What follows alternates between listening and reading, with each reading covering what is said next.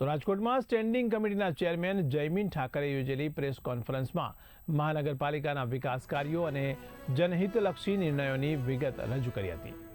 તેમણે જણાવ્યું કે 1995 પૂર્વે રાજ્ય સરકારનું કુલ બજેટ 5,000 કરોડ રૂપિયાનું પણ ન હતું, જ્યારે આજે કેન્દ્ર અને રાજ્ય સરકારના સહયોગથી રાજકોટ મહાનગરપાલિકાનું બજેટ વધીને 3,606 કરોડ રૂપિયા સુધી પહોંચ્યું છે.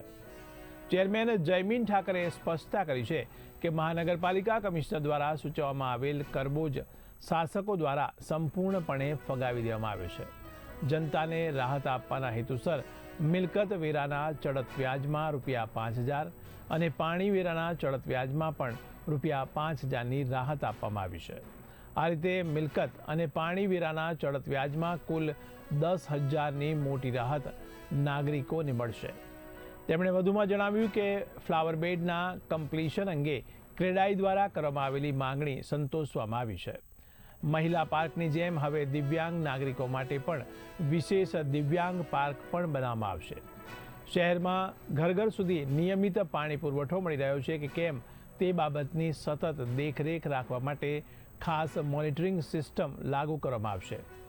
પર્યાવરણ સંરક્ષણના હેતુસર 60 વર્ષ તથા 60 વર્ષથી વધુ ઉંમરના સિનિયર સિટીઝનના નામે મહાનગરપાલિકા દ્વારા વૃક્ષારોપણ કરવામાં આવશે.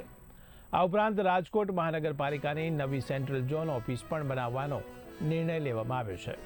પ્રેસ કોન્ફરન્સમાં વધુ એક મહત્વપૂર્ણ જાહેરાત કરતા જયમીન ઠાકરે જણાવ્યું કે સિટી બસ મુસાફરી માટે મહિલા મુસાફરોને માત્ર ₹1,000માં વાર્ષિક પાસ આપવામાં આવશે. આ પાસ ઉપર 12 વર્ષ સુધીનું બાળક પણ મહિલા મુસાફર સાથે વિના મૂલ્યે મુસાફરી કરી શકશે. આ તમામ નિર્ણયોને શહેરના નાગરિકોમાંથી સારો પ્રતિસાદ પણ મળી રહ્યો છે અને મહાનગરપાલિકાના આ પગલાંને જનહિતલક્ષી ગણવામાં આવી રહ્યું છે.